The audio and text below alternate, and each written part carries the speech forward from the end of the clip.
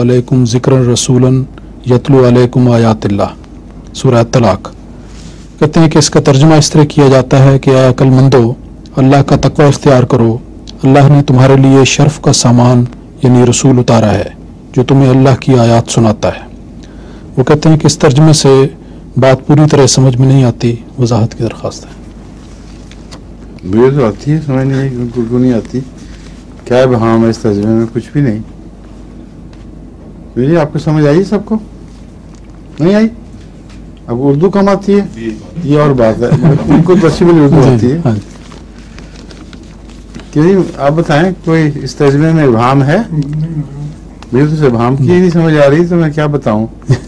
ان کو کہا لکھ کے وضاحت کریں کیا ابہام آپ کو دکھائی دے رہا ہے۔ ٹھیک ہے، بالکل سادہ صاف ترجمہ ہے، اور ان کو کچھ ان کی جو مشکل ہے پہلے وہ تو سمجھ آئے ہمیں۔